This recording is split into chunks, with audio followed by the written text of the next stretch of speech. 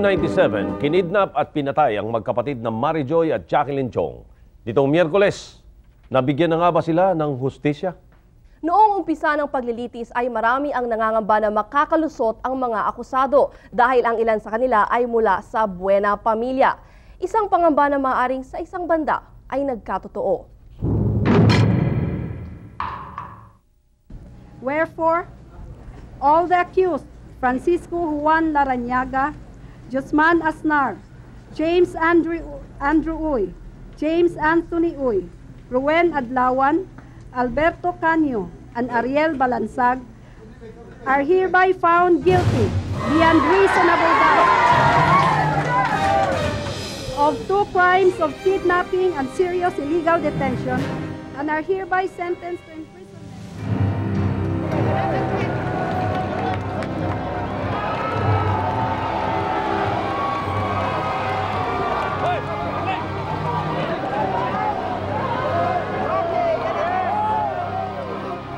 Habang buhay na pagkabilanggo para sa 7 kalalakihang ito.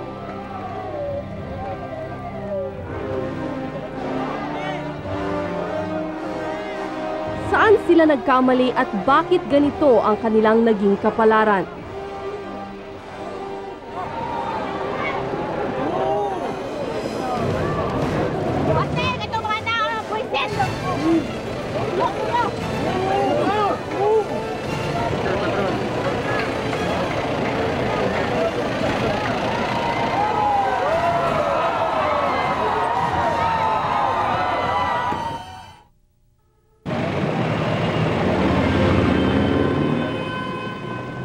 July 16, 1997, alas 10 ng gabi, dinukot ang magkapatid na Mary Joy at Jacqueline Chong sa Ayala Center, Cebu.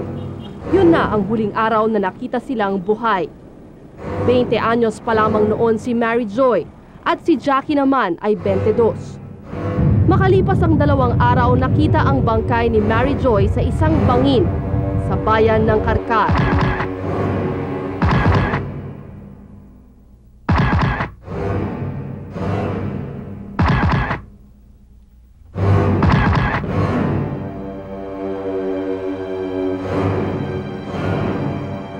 Sa autopsy report, sinabing siya'y ginahasa ng ilang beses bago hinulog sa bangin. Si Jackie naman hanggang sa ngayon ay hindi pa natatagpuan.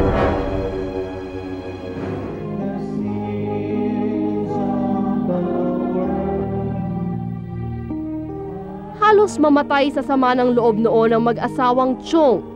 Araw-araw silang nagdarasal at nagtatanong kung bakit sa kanila pa nangyari ang trahedyang ito.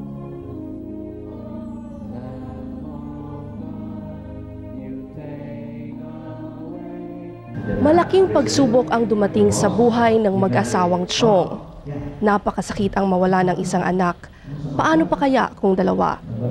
Subalit dahil na rin sa lakas ng kanilang pananampalataya, ay hindi nawala ng pag-asa ang pamilya Chong na balang araw ay makakamit nila ang inaasam na hustisya.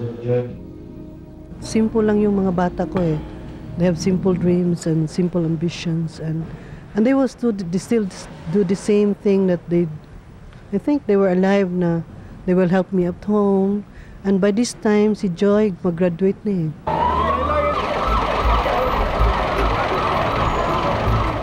Sa tulong ng salaysay ng mga nakasaksi, natunto ng mga pulis ang mga suspect sa kidnapping.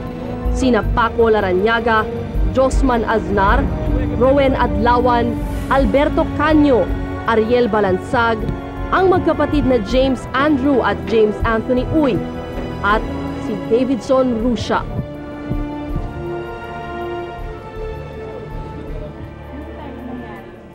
August 12, 1998, sa kanyang testimonya, inamin ni Rusha ang kanyang partisipasyon sa krimen. Sinabi niyang kasama siyang kumidnap sa magkapatid na Chong at isa siya sa mga gumahasa kay Jackie. Yung 2 magkapatid, nakatayo lang dun sa may waiting shed. Pinikap sila, kinuha sila katapos dinala sila sa Guadalupe. Pagkatapos sa Guadalupe, dinala namin sa South Bus, tapos nag-transfer kami ng white van. Tapos, pumunta kami ng car.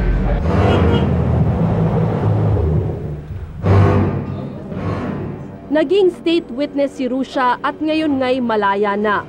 Ang kanyang pag-amin sa korte ang lalong nagpabigat sa kaso ng 7 kalalakihan sa tinaguriang Trial of the Century ng Cebu.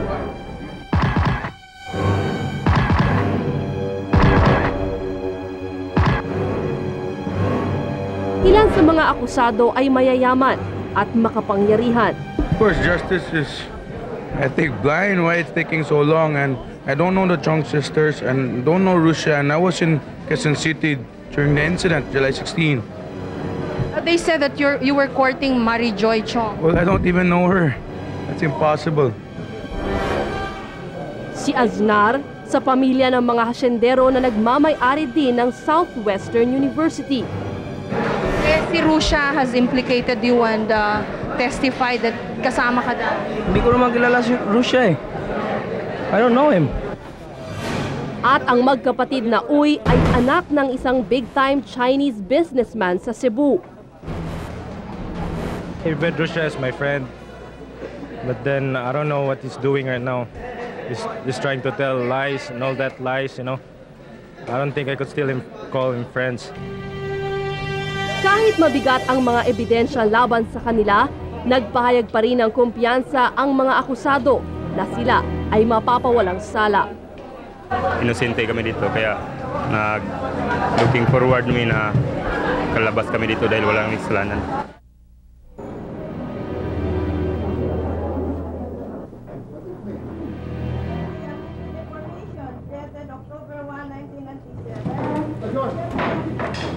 At upang patunayan na sila'y inosente nga, nagharap ang mga akusado ng kani-kanilang mga testigo bilang alibay.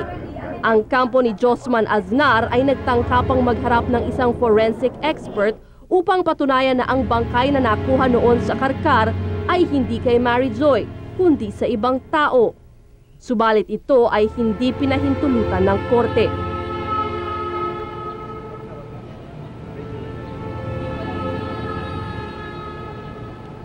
Wala pang isang taon natapos ang paglilitis sa kaso.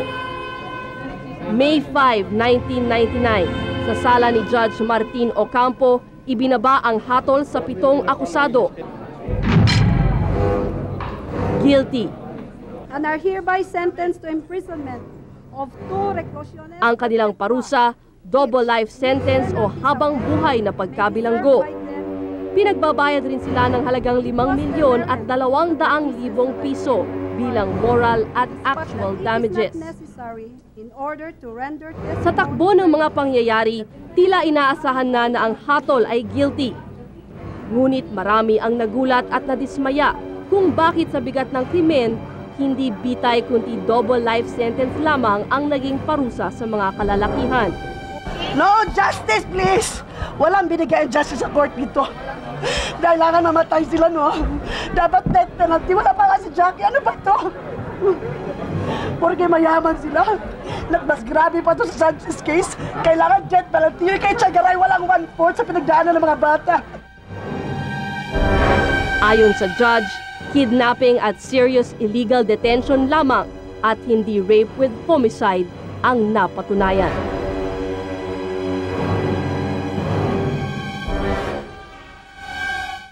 Ngayon pa lamang marami nang hindi kontento sa hatol doon sa Chong kidnap murder case. May pag-asa pa kayang pabigatin palalo ito ng korte? Magbabalik po ang Brigada 7.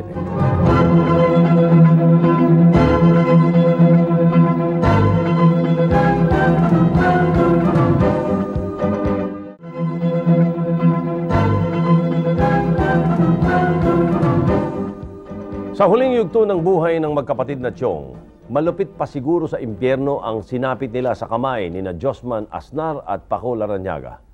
Paggigiit ng pamilya ng mga biktima, wala nang karapatang mabuhay pa ang gumahasa at pumatay kina Mary Joy at Jacqueline. Kaliwat ka ng batikos ang tinanggap ni Judge Martin Ocampo. Bias daw ito dahil talaga namang mulat sa pool, hindi siya pabor sa death penalty. Our victory could have been complete if only the appropriate punishment was imposed. Well, as I said, members of the bench, members of the judiciary has no other role except to implement the law. And the law says it is death. Hitay rin ang sigaw ng mas nakararaming Cebuano. Dito'y kilala sina Aznar at Larrañaga bilang mga notorious na kabataan. Murder, kidnapping, saka rape. Dapat death penalty talaga yun. Sana hindi naging patas ang naging hatol ni Judge Martin Ocampo doon sa 7 mga akusado. Yung mga Aznar talagang some are good, some are bad. And then, narinig ko rin sa iba na parang iba na yung ugali nila. These guys has done so many, but dati nilang gawi ito. Even if you see them in court, they're not surprised, they're not afraid, they have no fear, they are not threatened. Miski sa loob ng korte, minumura ka, may mga ginagawa sila na doing something against you. So parang they have dati nilang gawi. Sermon on the Mount. Sa 19 na pahinang desisyon ni Ocampo, ipinaliwanag niya kung bakit hindi maaaring ipataw ang parusang kamatayan sa 7 kalalakihan. Menor de edad o below 21 years old daw ang 3 sa mga akusado nang ginawa nila ang krimen. Noong July 1997, si Paco Larrañaga ay 19 anyos lamang, si James Andrew Uy, 17 anyos, at si James Anthony, 16 anyos lamang. Imposing the death penalty on persons below 21 at the time of the commission of the crime is cruel and unusual punishment. Therefore, should not be done. At kahit nasa 8 edad ang iba sa mga akusado, hindi rin daw maaaring bigyan ng ibang hatol ang mga ito, gayong sama-sama naman nilang ginawa ang krimen. Sinabi pa ng judge na hindi makatarungan na hatulan ng bitay sina Canyo, Adlawan at Balansag dahil sila'y mahirap lamang. Ngunit sa ilalim ng batas, ang parusa para sa kidnapping ay bitay. Ito ang hihilingin ng pamilya Chong sa kataas-taasang hukuman. Samantala, ang pamilya Larrañaga ay aapila rin upang mabaliktad ang hatol at mapawalang sala ang kanilang anak na si Paco. Yung mga may kasalanan ang kailangan ikumbikto, yung namang inosente dapat naman ma-free, no? Sila mabigyan ng kanilang kalayaan kasi yung si Paco 1 year and 7 months na doon sa city jail. Buong akala ni Ginang Larrañaga pagkatapos ng hatol ay makakauwi na sa kanilang bahay si Paco. Sa lahat ng mga akusado, si Paco ang may pinakamaraming testigo na nagsabing siya ay nasa Maynila nang maganap ang krimen.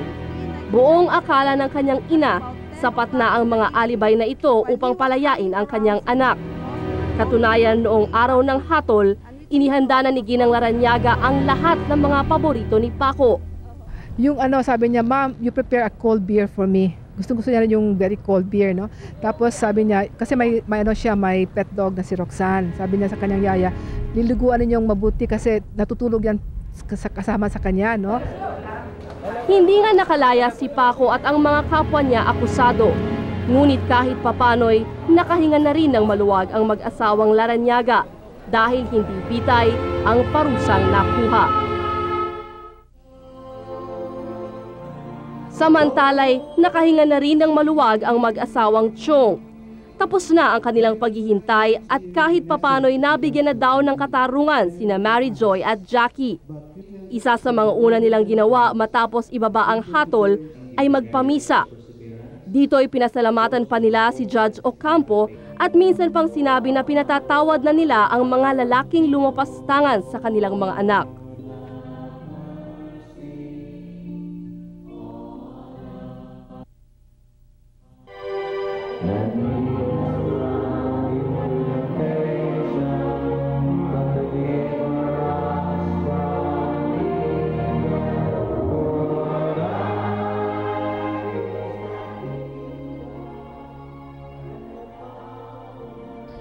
God said, I will not forgive man their sins. If you cannot forgive, God will not forgive you if you could not forgive man their sins. So I made one step forward. I forgave them, and it set me free.